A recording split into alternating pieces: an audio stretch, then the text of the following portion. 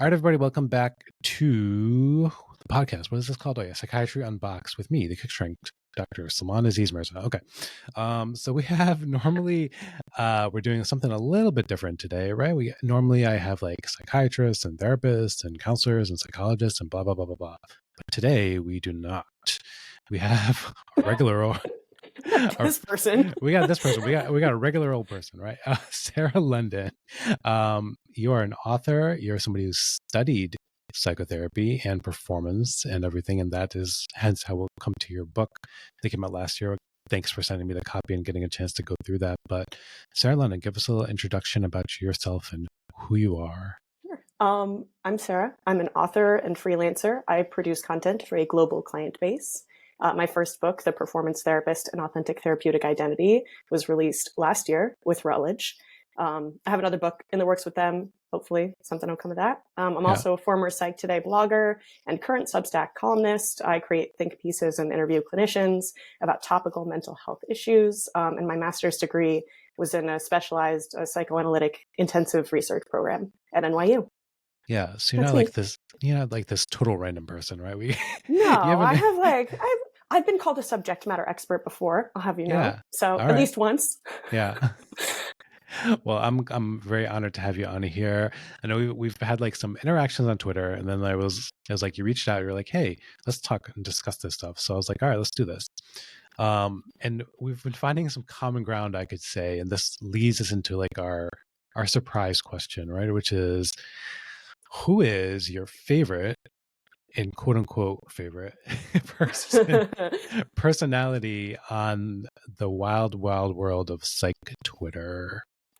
Well, I think to like backpedal a little bit, I've had some experiences in the past with certain characters online, certain therapists, as is my job to write about certain things. Sometimes I can get a little into the problematic space. I've written about the holistic psychologist, consequently was blocked, and all that stuff. She's one of my favorites too. I'm part of the block club as well, so don't worry. Oh, good. All right, excellent. I mean, good company. Yeah. We should start a club. We should have monthly meetings. We were going to have like a whole podcast dedicated directly to her, where I'm trying to make sure to like do it so that nobody gets sued, essentially, because I don't have the lawyers for that. Yeah. I'll send you the article I wrote. I wrote it for Gimme a while ago. And I certainly, with Psychology Today, I wrote about, referenced some certain people in some articles. I did not write about them. Just, have gotten blocked, and I'm sure we can get into that later. It's a whole big story. But I think the main thing I wanted to talk about with you today, and it's so funny that you brought up who's your most, person on Twitter that you dislike or, don't love the most. And I have this question in the back is, I want to talk to you about Justin Garson, because I know that the philosophy professor at Hunter, which is actually not that far from me, and within my network of alma maters, because I am a Baruch alumni. Oh, nice. And he's been, nice. Yeah, I'm from upstate New York originally. I'm from Albany originally, so yeah. Oh, cool. I know some people who are graduates from there and stuff. So yeah, it is a good school. Hunter's a very good school too. So he's been talking some smack about psychiatry, and I know that many psychiatrists have pushed back on some of the stuff that he said, and I certainly have some thoughts of my own. But that was, at least I don't really have beef with the guy. I just think like it's a topical thing to talk about, and not in the words of Will Smith. I like to keep everybody's name in my mouth at all times, because that is what I do. Because I write about people and I talk about people, and I think if it's topical, you got to talk about it. Yeah. So, long answer. I think we'll definitely talk about Justin. I've like debated internally. I was like, do I want to reach out to him and just kind of like have him on the show just to like talk about? I think I probably will. I probably will at some point in time, but we'll get there. But let's talk to us. Let's start first of all. Let's start with your book. So tell us about your book, The Performance Therapist: An Authentic Therapeutic Identity. What does that mean? I should have come up with a more like polished. I've been accused of not being polished. A roll off the tongue name. Yeah, really, just like a little like a blurb about it. But if you want to read the blurb, you can go on the Routledge website or Amazon or something. It's, hopefully a little more relaxed.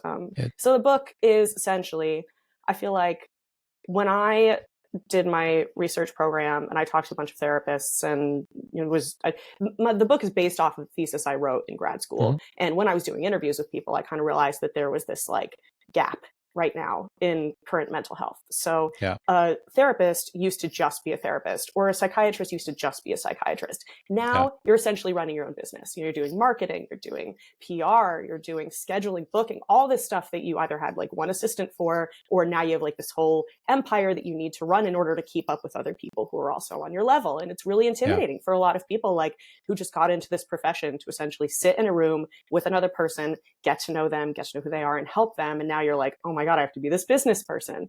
And I guess the way that I kind of, in my head, I was doing some research on this stuff at the time as well, is that like I do just as a little, it's a fun little thing, compare the therapist to the performance artist in a way that you can essentially see elements of how one can be a therapist in the classic sense of performance art, not necessarily dancing or singing, but more of the Marina Abramovic laying on a large piece of quartz and yelling kind of thing, which I know it sounds like a bit of a reach, but we do get there in the book, that there are definitely some things that reflect back and forth. And I think can actually help teach therapists like, hey, this is how you handle identity in this day and age when you're trying to figure it out. Because imagine like you're a young therapist, you're coming out of school, you have no idea who you are, your identity as a therapist, you have no idea how to run a business, you're like kind of lost. So how do you figure that out? Well, you have to kind of look inward and find out a little bit more about that.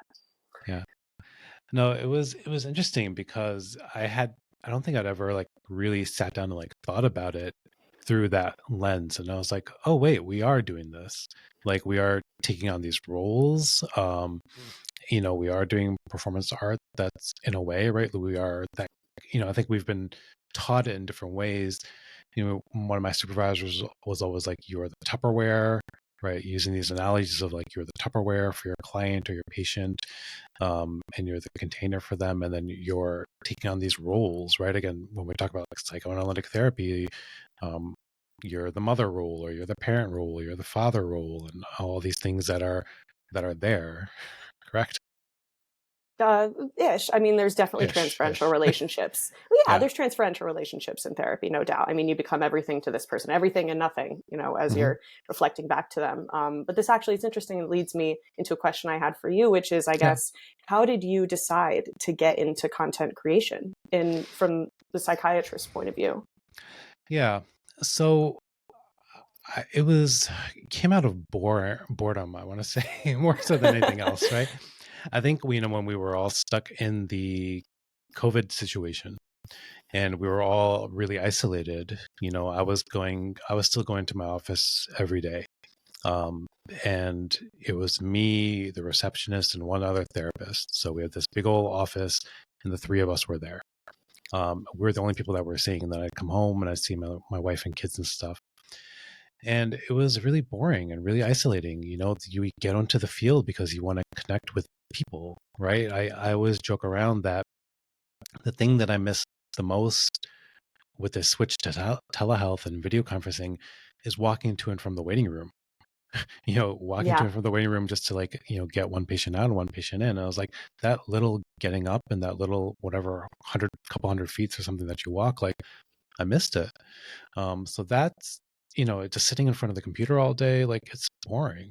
I remember all of the, back during early COVID, I was working the, work from home, work-life balance beat. And I remember so many articles about like, how do you pretend that work from home is like working from the office? Well, if you have a 5-minute break in between your meetings, like you just walk around your office or pace around. It's like, it's this facsimile of life. It's like not actually really helping anybody. In fact, it probably like makes you feel a little bit worse to be like, yep, just going to walk from my office to the kitchen and then back into my office. All right. That was depressing. Nobody's here. It's great. It's like, let me just walk to the bathroom and be like, all right, cool. This is fun and exciting. Yeah. So that's how it kind of came about. I had a buddy of mine. I've like always referenced him. He's the guy who like started me to do like the TikToking and then the YouTubing. And he was like this British guy and he was doing soccer YouTubing. And he would always comment on like the players, and he's a Liverpool fan. He'd be like, "Oh, Mo Salah is always like, he's scoring the goals, and Liverpool is dropping shits on Manchester United, and and he's like, oh, bro, and all this stuff, all the good stuff that was there." And he kept telling me, he's like, bro, you gotta get into the thing. This therapist, and they're talking on the TikTok, and they don't know what they're talking about, and they're telling each other all these things. And he's like, I know you're like a real deal psychologist. And I was like, bro, I'm a psychiatrist. I have to keep reminding you. And he's like, yeah, same thing, bro. Just get on there and start making some stuff. And that's how I kind of started with doing it. And then I just kind of like went from there, and I was like, this is really cool. I talked to last episode, I guess, was the Truth Doctor, Courtney Tracy, and she's huge on TikTok. And I was like, whoa, we can like swear and be like real and be ourselves on these platforms. And I was like, let me do this. And it kind of just came from there. And we talked about it a little bit before, like calling people out and getting into fights with people. I was like, part of it was like, I'm brash and bold enough that I'm able to say like, the holistic psychologist is full of crap. Like these people that I see in here, I was like just spouting nonsense and bullshit. I'm just like, let me call these people out. And sometimes it's going to be funny, sometimes it's not, and some people are going to be offended and some people are not. So that's how it kind of came from I just there. had a very interesting conversation with the therapist I know about essentially, we have very differing opinions on this. He is very psychoanalytic, so he is very into a therapist being a blank screen. And that's how he believes that it should be, because if you're too much yourself, then online, then a patient will see you as kind of being in the treatment with them. And I think I fundamentally disagree. I think that to some degree, blank screen, of course, is good. And you don't want to have a bad match with someone who's, your therapist or your psychiatrist who you feel like dominates your mental space. Right. But at the same time, I mean, we do live in this era where TikTok is around. I mean, unless someone takes it away from us, which they're always threatening to do. Yeah. But like, there are people online spouting all kinds of stuff about mental health, sometimes right, sometimes wrong. And I think that therapists at this point, to me, have a responsibility to weigh their expertise, make it this kind of productive measure in society as a way to kind of like, I guess, do this like correcting, this like myth debunking in the clickbait sense of the term, to kind of confront some of these assumptions, because it's just, there's so much information out there and God knows who's saying it. Yeah. And I think it's the whole, with the therapist that you're describing, who's like, we should be the blank slates. It goes back to the idea of like therapy being the old boys club, and it's behind closed doors, and it's like, I always say it's like this smoke and mirrors game of therapy, and like they're that's what it was, right? So by nature, once all these curtains are being peeled back, and if you're not peeling back the curtain a little bit too, like, you're left behind, and something else is going to fill in those gaps. And that's how we have this rise of all these coaches and mental health influencers who not necessarily licensed or not seeing patients, who are just getting on there and saying whatever they want and building up these massive followings, and people are buying their books and subscriptions and all that fun stuff. It's interesting. I think, like, speaking of like therapy being, the old boys club, being, kind of behind closed doors, and you had to, back in the day, you had to, be a medical doctor in order to actually become a psychoanalyst. And, when people started letting in PhDs, it was like a big scandal. It's like, we're letting these people in. So I was reminded, I was listening to an interview you did. I can't remember the name of the guy, but it was about trauma. And he was talking about kind of how people have this obsession now with trauma and, blaming everything on your mom, or getting like everything is trauma and all that stuff. And I think like that's this really interesting, almost mutation of psychoanalysis, psychoanalytic ideas. We've taken this idea that life is trauma, this almost Buddhist idea, right? This, life is suffering. And we've kind of warped it into becoming fixated on this inner trauma, and this kind of this, I don't know how to put it, like this ethos being like reflected essentially by pop culture. And we now have people who are coming in, stepping in and saying, wait a minute, not all life is trauma, mixing it up a little bit. But it's this idea that psychoanalysis is this thing that focuses on the past, when in reality, it's like psychoanalysis is a thing that uses the past to reflect on the future. So you take intel and then you digest it, and you use it to alter thought patterns, alter behavior, in a way of saying, and then you kind of turn your life into something that you couldn't be if you hadn't done that reflecting.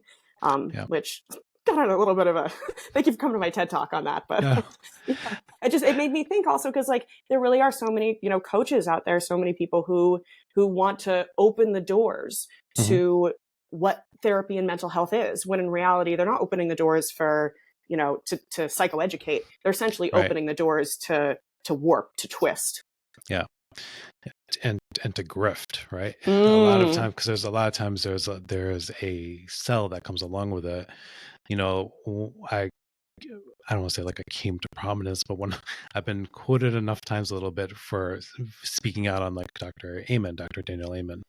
And he's, you know, for people who don't know, he's the psychiatrist that's on the PBS all the time with those infomercials, talking about how he spins people's brains and takes these scans, and he gets these brain scans, and then it shows the trauma, and it shows ADHD, and it shows all this stuff. And, you know, my sister's a pediatric radiologist, and, you know, he's doing something called a SPECT scan, and there are no indications psychiatrically, psychologically, that the stuff that he's talking about shows up on there. And, you know, his own research is always like his own research. There's nobody else who's there to kind of corroborate what he's saying. And then he has one of his clinics is one of his DC clinic is in Northern Virginia, right where I work. And I've seen those reports, right? I've seen patients who've seen them, right? And it's all bullshit again, right? Like it's $5,000, $6,000 bullshit. I don't want my brain to be spun. I think it's happy where it is. Yeah. You spin it around, you know, you get a picture and it looks real cute on there, and people, you know, because it comes back to the whole aspect where, you know, psychiatry, mental health stuff is abstract, right? We can't do the x-ray, the blood test, etc. that's there. So when somebody presents a picture and they're like, look at all these colors, it looks really cool, look at these holes that we're putting on there, to like, you know, like then you're like, it makes sense now. How come everybody else is telling me that it's this, when it's like, now I can see it on there? It's all, you know, the wrapping. It's funny, I had this idea thinking about coming on this podcast, which is, it's kind of a question for you, but also maybe a little bit of a like assessment. You can tell me if I'm wrong. Is that I think like when it comes to therapy, there are certain kind of things, one could say buzzwords, dog whistles, whatever you want to do, online that therapists do to signal to other therapists that like they know what they're talking about, or they're part of the cool kids club. Like one of them I think I mentioned in the book was this like very funny article about how like if you self-disclose online that, you know, you had a fuck up in therapy. Sorry, can I say that? Yes, of course. Okay, great. So you fucked up in session with someone, and you know, like you said the wrong thing, or they got really upset, and you say that online, and it's this kind of like masochistic show of like, I'm such a good therapist that I could be so humble and tell everybody my mistakes on the internet. And I was wondering, I guess, are there kind of like the same things that you see online from psychiatrists who will post something and be like, kind of signaling to other psychiatrists, look at how legitimate I am, or signaling even to the public, like in sort of a humble brag kind of way? Because I don't really know a lot about psychiatry in terms of like neuroscience. I mean, I took a few classes in grad school, but I'm really not up on the latest literature. So when it comes to like seeing a picture of a brain with holes in it, I am the layman. I'm going to look at it and be like, wow, that brain got holes. That's very cool. Awesome. But you're like, it's kind of like, so there are other things that psychiatrists, or at least like kind of the more public facing, the more, you know, influencer psychiatrists do. So for him, somebody like him, like he's definitely just making his own shit up. And he's putting his own name on it, his own label on it, and then he's selling his whole brand, the Amen Clinic. He takes like a functional MRI and then puts like stickers on it. No, not even a functional MRI. It's a SPECT scan is a legitimate scan, right? But it's used to like see the amount of oxygen that's going to, or the blood flow that's going to certain regions. It's used, like the legitimate use of it is like for heart, or for like when people have like something like a heart attack or something like that. I can't remember off the top of my head, but there is a legitimate use for it. There is not a legitimate use for psychiatry. You know, like again, that's the whole aspect. It's like now we're repurposing. It's like essentially someone being like, I'm going to use this X-ray, and I'm going to take a picture of like, I don't know, your stomach, and based on how it looks to your stomach looks, right? That's how I'm going to diagnose you with anxiety or depression. And that's essentially what he's doing, because, you know, the X-ray again is a totally legitimate medical imaging tool, and it has its role and its purpose. But like if you x-ray someone's stomach, you're not going to see much, right? Just because of the way it is. But like, then assigning arbitrary, interpretations of it to something else is like, it doesn't work. Yeah. So that's kind of what his whole dog and pony show is. He's a wonderful snake oil salesman, and I'll probably get sued at some point. He's got commercials. I mean, he's doing something right. He's very rich. He's doing fantastic. He's got the Kardashians coming over there singing their praise.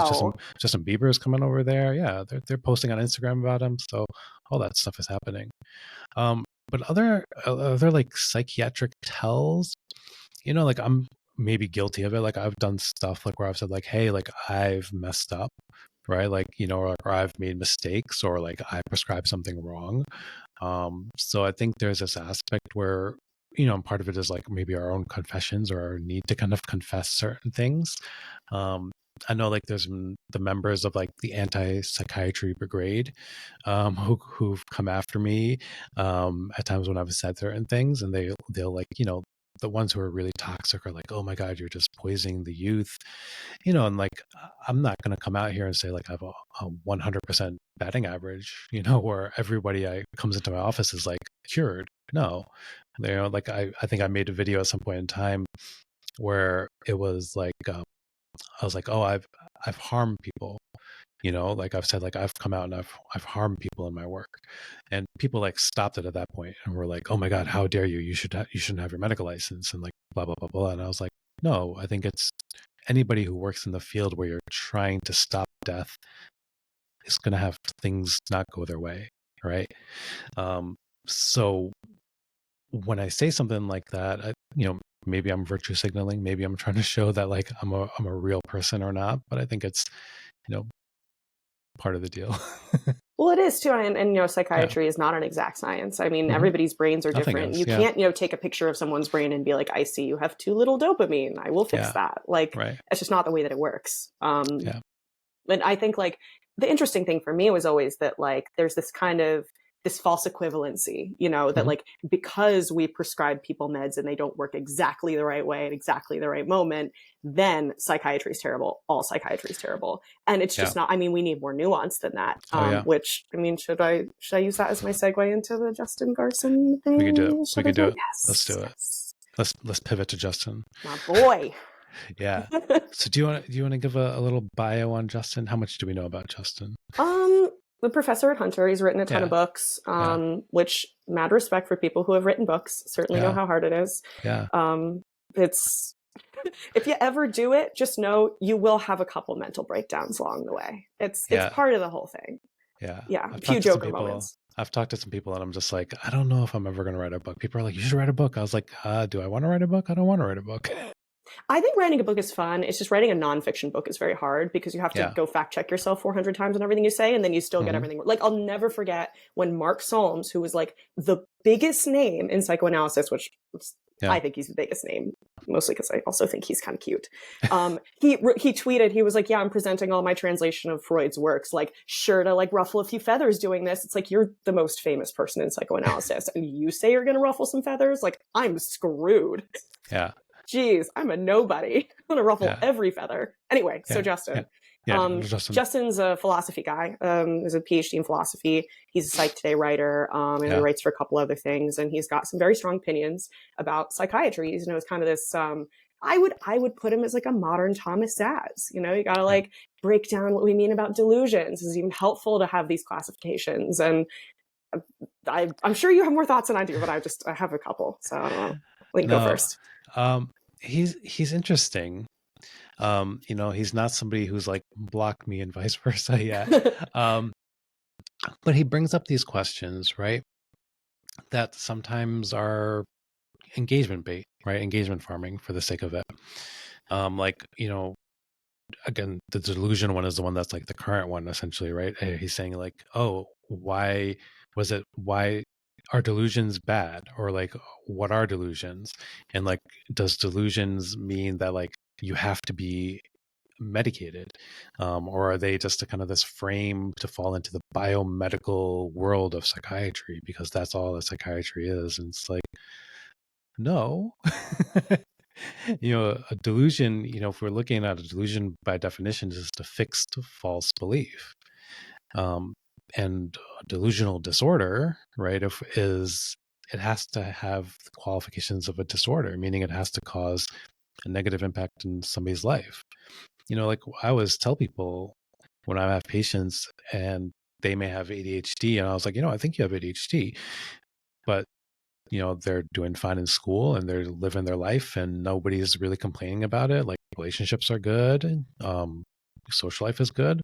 It's not a disorder, right? It's not causing problems in their life. Like it's fine.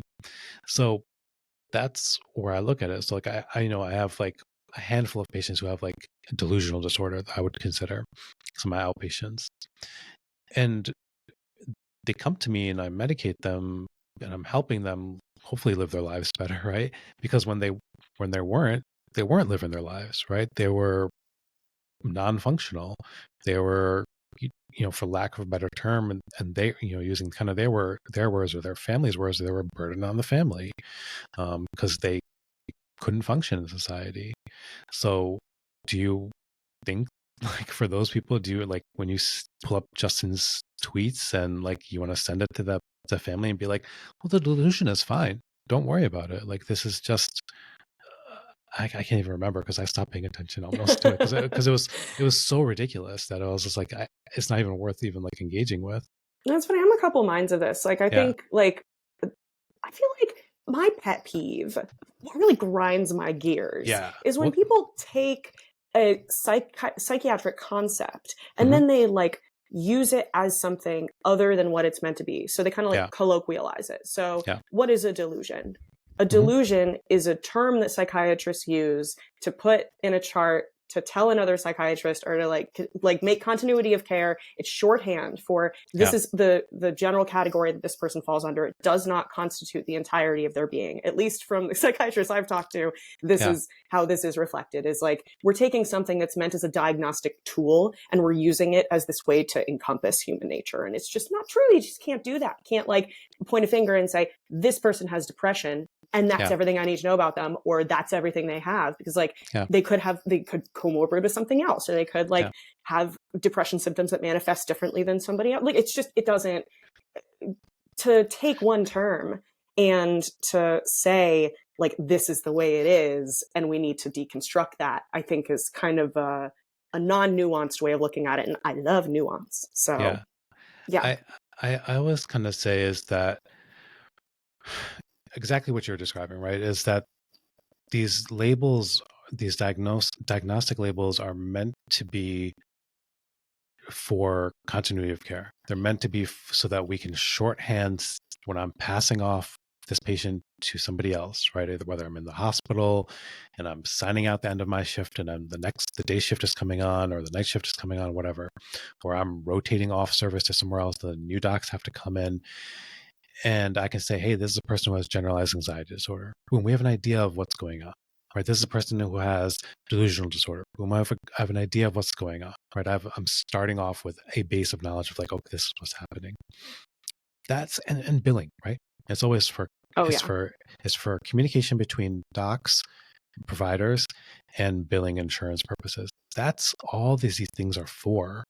And people attack the DSM and they're like, oh, they've slapped this label on me. And I was like, when I'm working with students, residents, and I'm going through all this stuff, I was like, I've sat down, I just do it earlier this week, right? Earlier today, I was like, I sat down with this person, we spent 2 hours together, right? And you think that I think that I've summed up their life in 2 lines of major Right. depressive disorder and generalized anxiety disorder? Like, you think that that's what I've gotten out of it? 2 lines? No, Yeah. absolutely not. Like, I have a whole paragraph of stuff I'm talking about all these factors that are involved in what's going on. And, one of the docs for partial hospitalization program, and all the kids in there for the teens, right? All the teens have major depressive disorder and generalized anxiety disorder, right? Do you think they're all the same? Because if you look on Twitter, people will say that I think they're all the same, that they deserve to be treated the same exact way. When it's like, no, we know we have 12 different stories, Oh yeah. all these different It's, stories.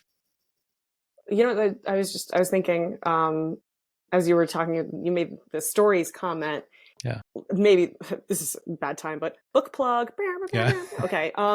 So Justin in particular, Yeah. from what I know about him, having read some of his stuff, he has this very traumatic experience with his father, who suffered greatly at the hands of mental health institutions that just didn't understand him. And I think I really feel for him. And I would love to get to know him. I would love to have a conversation with him, because I think a lot of his ideas are very interesting.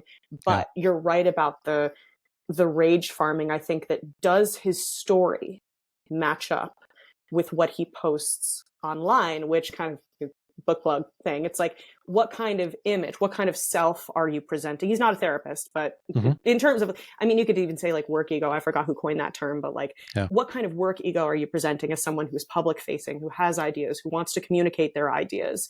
Does that way in which you are communicating those ideas match up with the ethos, with the thing that you believe? And I think that I see that a lot on Twitter, especially with therapists. My main problem with therapists is like, you might have some really great, really interesting ideas, and then you communicate them and they come off a little bit aggressive. Like when I was on Roger McFillin's podcast, we talked about this too, that he certainly says some things that I agree with. And then he communicates them in this way that to him, it's very authentic, because it's very a powerful thing that he's feeling, and he needs to communicate it in that moment. But I think that the way in which you communicate it, that very kind of like matter of fact, like this is the way that it is, it serves a certain, I haven't figured it out yet. I mean, don't think I'll ever figure it out. There's probably a million reasons, but like it serves this purpose for this person. How are they communicating who they think that they are, who they want to be seen as? And how does that almost warp what they're saying, you know? Yeah, Roger's an interesting character because, he's been, me and him have had our tete-a-tetes, and he's blocked me and all that fun stuff at some point in time.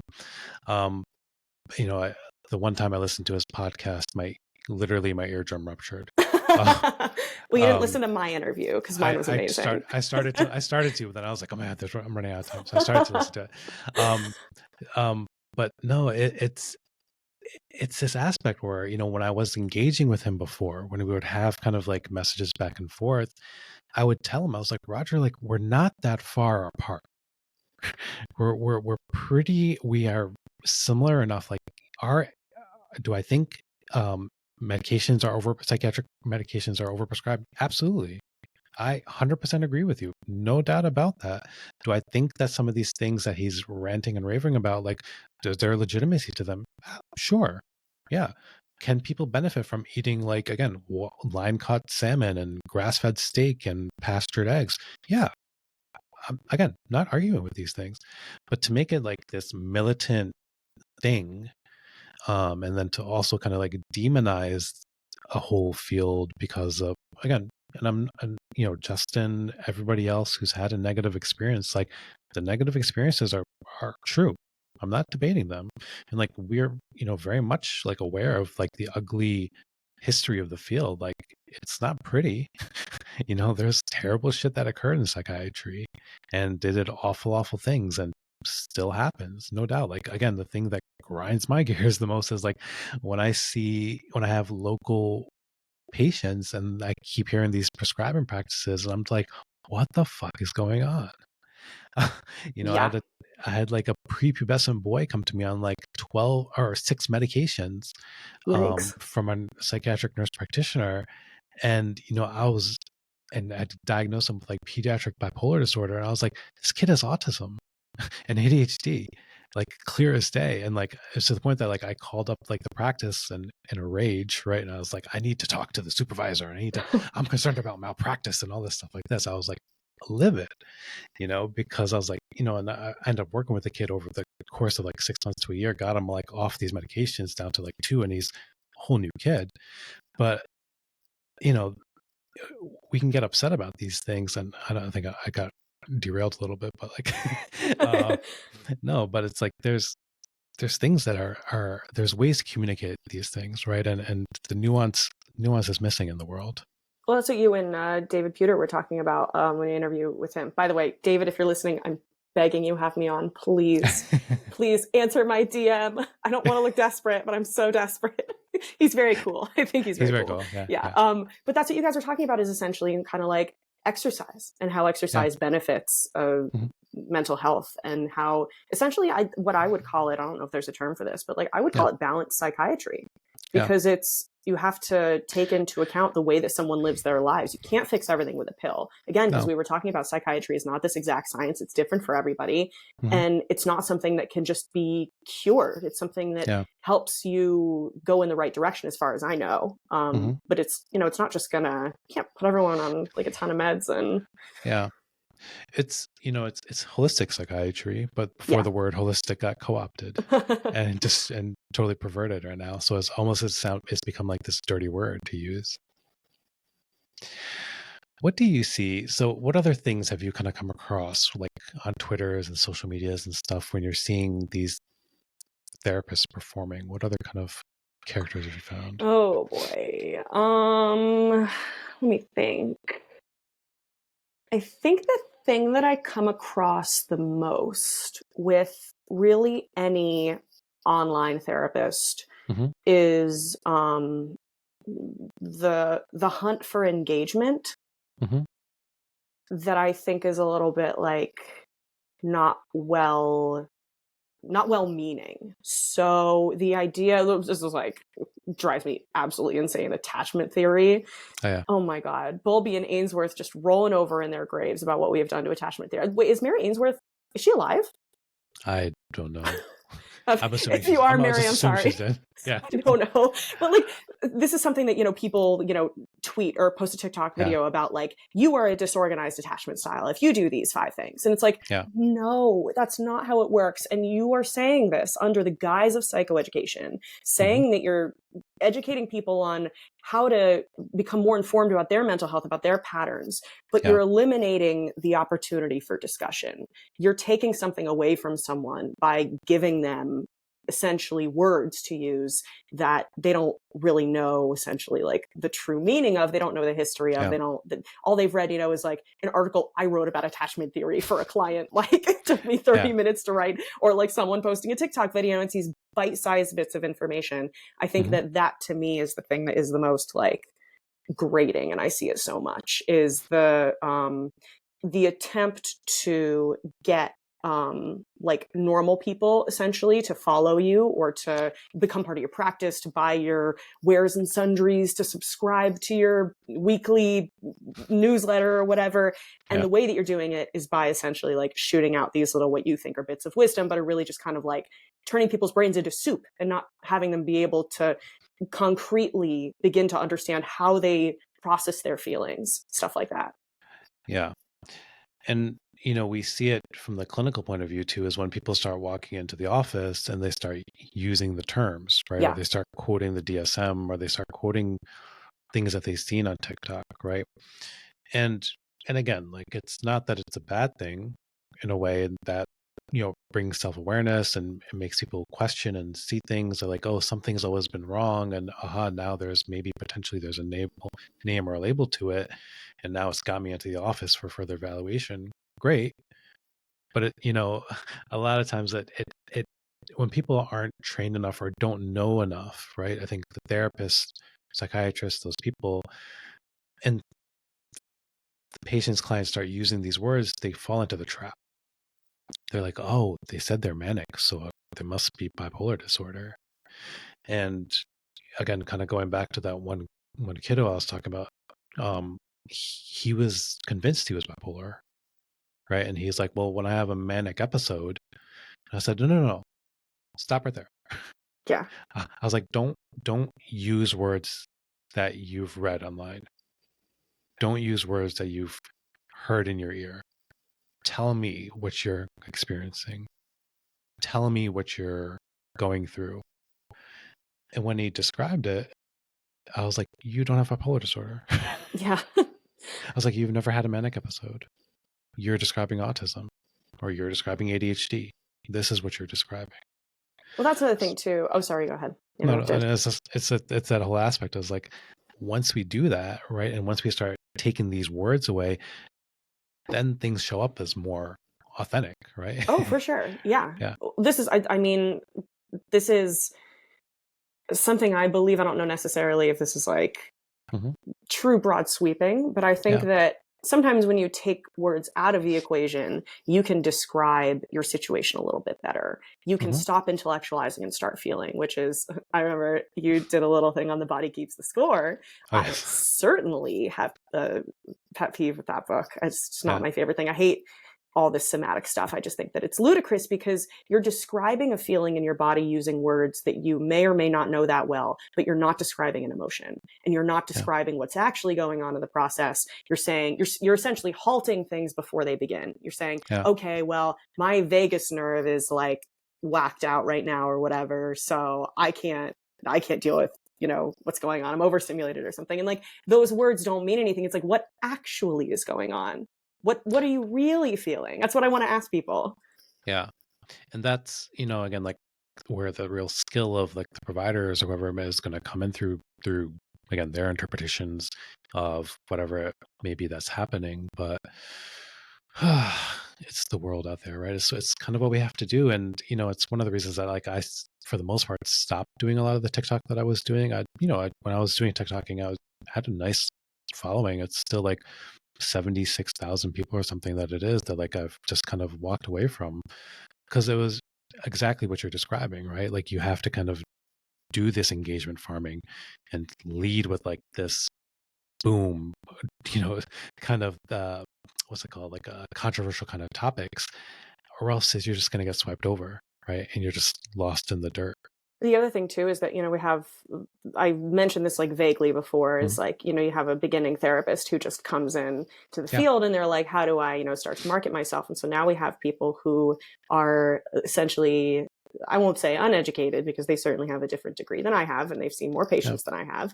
But to some extent, I know friends who went to social work school and some of them say, your first placement, your first year is answering phones. You're not actually having patient hours. You're not really doing that much. Maybe your second year, you get some hands-on patient time, but then you go out into the world and you're like, oh my God, what do I do? I'm so helpless. And to kind of like combat that helpless feeling, to make yourself feel like you actually are helping people, you'll start to say things that might be a little bit inflammatory online. They might kind of get you a little more engagement, but it makes you feel like you're being productive. It makes you feel like you're being helpful. And so now it's kind of this like closed loop of people who necessarily aren't the most educated on certain topics and feel a lot of things. Just because you have mental health doesn't mean that you're an expert in mental health. Even if you have a degree in it, you still need to keep learning. I put this in my book. It is so important to have lifelong learning because otherwise you just stop yourself. You halt your progression of who you are as a person. If you really want to be an expert, you'll continue to learn. We have people who essentially like, you know what? I read this little thing online. I took this weekend workshop. I got this CE credit. I know about this stuff. I'm going to tell people about it. People believe it. And it just is it's a mess. It's literally the Wild West out there. It's the wild, wild West. Yeah. No, it is, right? Because people can say and do anything that they want, right? And it's not representative of like how they may practice or if they practice or if That's they do true anything. too. Yeah. I mean, imagine someone who is so different on the internet than they are in session. Imagine walking into someone's office and they're this, mild-mannered person who isn't really inflammatory and then asking you a bunch of personal questions. In the back of your mind, you're like, well, this is not the person I saw on TikTok. This is not the person I saw on Twitter. I thought this person was going to be this Albert Ellis, tell it like it is, yelling at me in session person. And now they're just like kind of scaled back a little bit. And you're like kind of, you don't know what to do with that as a patient. Yeah. It's, I always talk about that. I'm a fan of professional wrestling, right? And there's no greater performance art than professional wrestling, right? Oh yeah. Oh yeah. That's hard. And I always describe or say that like there's a lot of parallels between that and like the world of online world and the therapy world and all this stuff because you have to ramp everything up to 11 and up to like 15 in that world, right? And that kind of comes across with these personas that we create online, right? Because we have to be, again, Roger McFillin is a prime example of that. He's like that heel, that villain that's out there who's saying these inflammatory things to get engagement, and he's done great with it. Good for him, right? Like I'm very happy for him that he's won the game of that. But like and again, I could imagine that he's like this very mild-mannered person who's like a reasonable conversation and like probably like a pretty good clinician. But like I'm not even going to knock on that door, right? Well, see, this is why I am Yeah. so interested in having a conversation with everybody. It's like you could Yeah. hate me as Hmm. much as you want on the internet. I Yeah. don't care. I want to get you in a room. I want to talk to you because Yeah. who are you? Who are you then? Yeah. You know, when you're looking in my eyes as a human being, when you're off the cuff, when you're, I mean, though sometimes I definitely have had situations, was in a certain debate. Not sure if Okay. you, found this with a Miss Stephanie Wynn. Will No. not go further on that as I do not have a PR agent to tell me I shouldn't do that, but I know well enough that maybe I should not open that can of worms. But she was very much like her online persona, and she was very polished. Yeah. She's a very, she knows, she has her stock line. She knows what she's saying. She's a good public speaker. Yeah. And that was exactly the person that I saw on the internet, the same. So stuff like that definitely does happen, especially, you know, in times when therapists are then, you know, public facing personalities, take a few media training courses and you're Oh, yeah. all of a sudden really on the ball. But that's just, it happens sometimes, but not all the time. You know, sometimes you see someone online and they're this like, you know, hot shot, and then you talk to them and they're just a person, a normal person. Yeah. No, it's interesting because there is that aspect of the online world versus the real world, and how much that matters versus not matters, and what does that turn into, right? Does it turn into positions and leadership or not? Or does it become like a book deal? Who knows, right? It becomes all kinds of fun stuff. This is what I was going to ask you is, Yeah. in your Twitter bio, you say authentic. Yeah. What does that mean to you? It means that I'm going to hopefully, right, tell it how it is, whatever that means, right? That a lot of my thoughts are unfiltered. You know, I don't have a personal Twitter account, right? And I don't have a professional Twitter account. These are kind of two melded together things, right? All of my social media for the most part are like, I have like a private Instagram, which is just like, you know, family stuff and family pictures and stuff, whatever, right? But like otherwise it's, you know, it's what I experience in my day. You know, I talk about, again, I go through my wrestling stuff. I go through my movie love. I go through all these other things, these games that I'm playing, right? And then Steph Curry, the the Steph Curry, 49ers. yeah, all that fun stuff, right? My emotions of being depressed about the 49ers losing the Super Bowl again to the Kansas City Chiefs, and how like, Sorry about that. oh my God, I I'm had a to take Jets a, fan, so I know oh suffering. yeah, It's okay. you know how it goes, right? Yeah. That's just your existence. But Oh yeah, perpetually. it's funny. My cousin who made me a 49ers fan because he was a giant front runner in the 80s growing up. So he, you know, he lives up in Jersey, and he's a season ticket holder for the Jets now. But no, it's the aspect where, like, again, like you're going to get who I am for the most part. I'm not going to try to put on these airs of like I am the greatest this or the worst that. Like, I'm going to try to be who I am. And again, that involves me being able to like talk shit about people, talk shit about people that I don't necessarily like or that I feel are doing people wrong, and calling people out on it. And if I mess up, then okay, please call me out too. And I'm not going to like block you or say anything bad against it. Like, I'm more than welcome to criticism. It's funny. I hear the when I ask people the authenticity question, I Mm-hmm. hear the like tell it like it is and like unfiltered responses a lot, and I Yeah. think that that is very interesting for me because in the book I kind of made this comment that like when you say I tell it like it is, sometimes I find that that can be a defensive quality for people to have. It's not always authentic.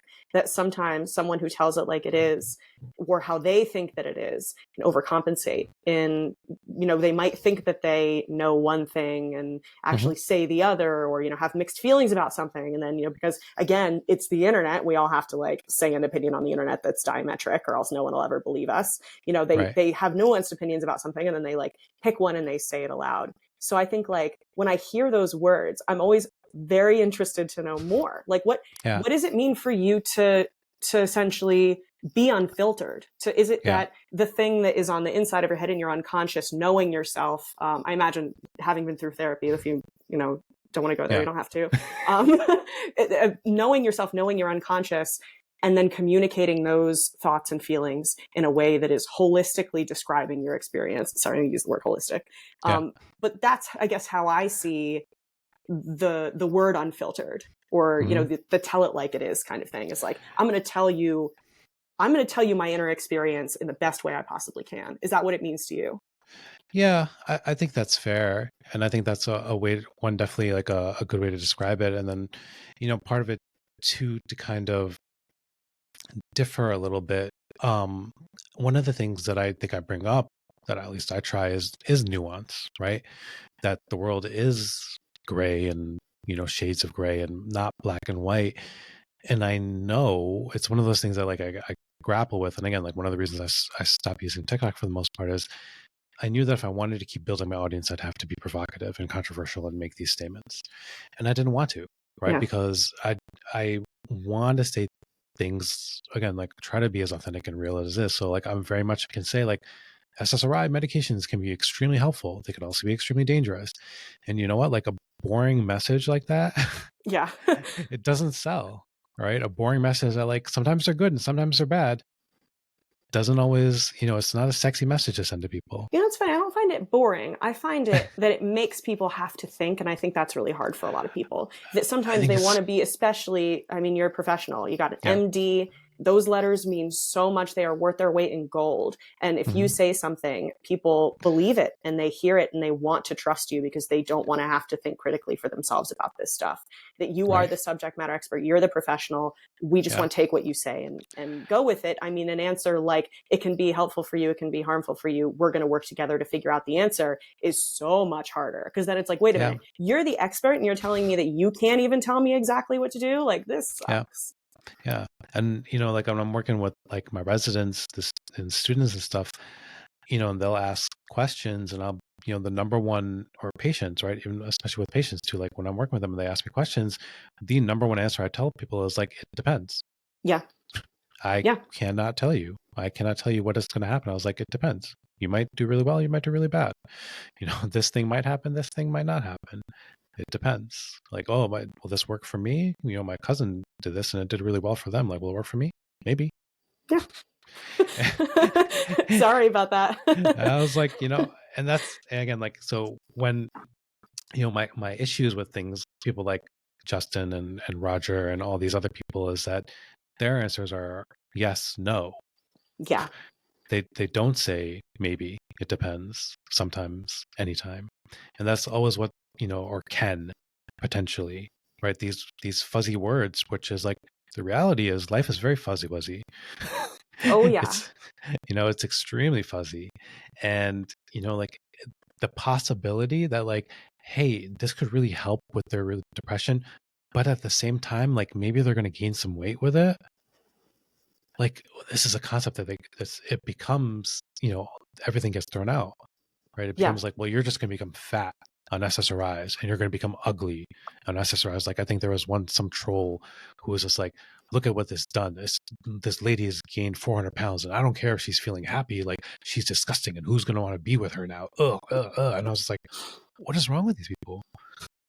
Well, that's something too. It's like, Yeah, you kind of you got like the trolls. well, there's no other place than online that you get trolls. I mean, Yeah, trolls in real life are a product of trolls online, I think. Like, yeah, certainly people have been, confrontational in the past and obstinate and contrarian, because that's just human nature. I mean, yeah, I am one of these people. I certainly love to be a contrarian. But at the yeah. same time, it's like, you never get this like weird pseudo anonymous, like, I'm going to tell you exactly. And this circles back to one of my authenticities, because, for Hmm. someone who says, I'm going to tell you my deepest, darkest, id driven thought in a random comment on a Twitter Yeah, feed that you have to scroll down like 500 times to see, that's my authentic self. And it's like, yeah. is that actually your authentic self? Or are you using this space, this way to be depersonalized, as a Hmm. way to vent this unprocessed, raw aggression that you have about something that you don't actually feel like exploring within yourself? You just want Yeah. to get it out there. Hmm. And I guess that's the internet, but like, Yeah, because people can put out whatever they want out there. It's there forever, and it's one of the things that I always remember is this Time magazine article. Person of the year was like the Mirror, one year. I can't remember what it was. And it was like, you are the person of the year. And it was like about the rise of the social medias and YouTube and Facebook and all that stuff, Twitter. It's like, and the thing, as terrible as it sounds, is like the things that we found with everybody having a voice is that not everybody's voice has a good voice Yeah. to hear. Well, Right? this is really funny too. I've been having this issue in thinking about the Justin Garson situation. I think the thing that people go to the most is he's not a mental health practitioner, ergo he can't say shit. No. I don't know if I believe that. I think that there are certainly people out there who can become subject matter experts. I mean, I would be a hypocrite if I said that about myself, because I spent 5 years writing this book. I did my master's degree in studying this thing. Can I practice? No, I can't legally see patients. And I'd never hang up a shingle to be a coach, because I just don't think that that's ethical of me to do. I would not be a very good coach, but I still know about this stuff theoretically. And I have talked to a bajillion therapists to interview for my book, and we'll talk to a bajillion more for my next book. So I'm enmeshed in the culture. I know this stuff back and forth. And sometimes it takes someone who's not actually part of being in it to see it from the outside, like a Janet Malcolm, who wrote that fantastic book about the New York psychoanalytic world, like that kind of thing. I think there's a line. Talk about nuance. That is a huge line, is that like you can't just write someone off because like they don't have the same letters after their name that I do. Ergo, they don't have a voice in this. It's like, no, I'm sure he's well read. He seems like a smart guy. He just is. This is why I want to get in a room with him. I want to talk to him. You have to have him on the podcast. If I can't actually do it, because I don't have my own podcast. That's why everybody can have a podcast nowadays. It just happens. So I don't have the diligence to start my own podcast. Doing it every week, I could barely write my Substack every week.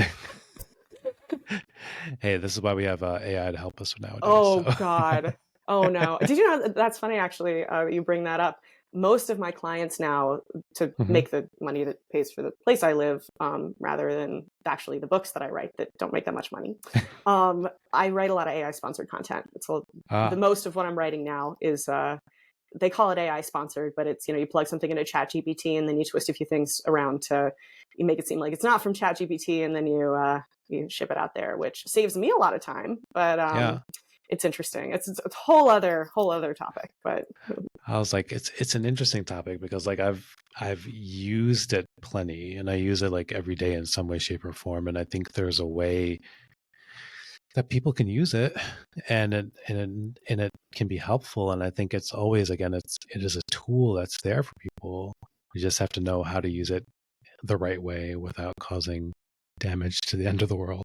I forgot one of my Twitter arch enemies is the guy whose name I can't remember, who does the AI note app for therapists.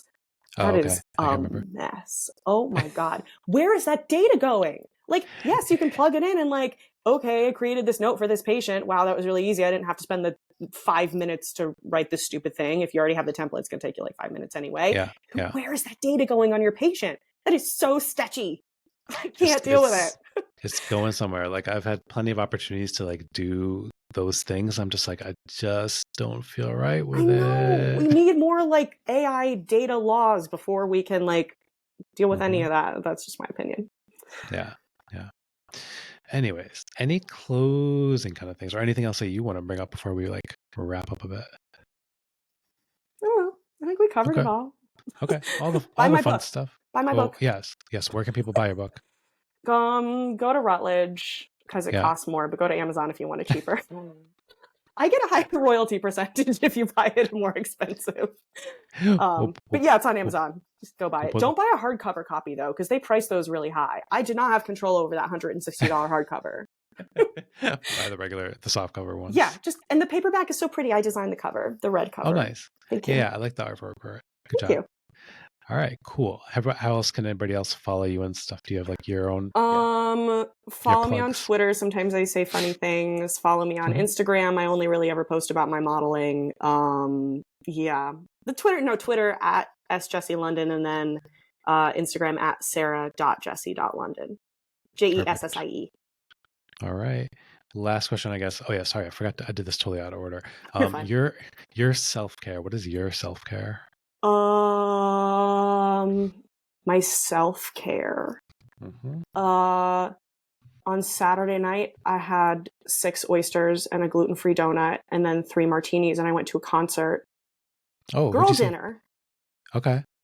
It's an artist called Cobra, who I didn't know, but my friend had an extra ticket. So we just went to this warehouse in MassPath. It was really fun. Nice. I would consider that self-care. Also, I go to the opera a lot. That works. Yeah. That works. Hey, what's your self-care? What is my self-care? Most, the most common, most consistent one has been like playing Mortal Kombat. Ooh, yeah.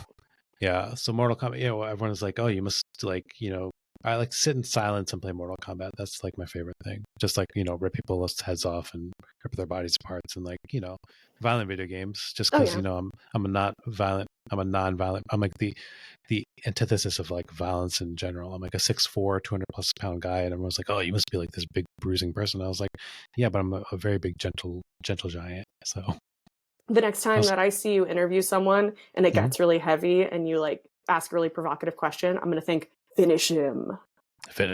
Yeah. I'm gonna finish him with I'll get Justin on and I'll finish him. We'll see. No, be nice to him. I'll be nice.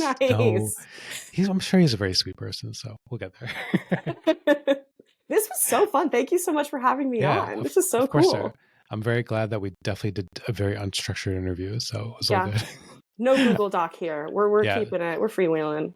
Yeah, definitely. All right, Zach. We'll have a good one. You too. Thanks for listening to this episode of Psychiatry Unboxed with the Kicks Shrink. Please make sure to like and follow and subscribe to the show for all the latest episodes and interviews.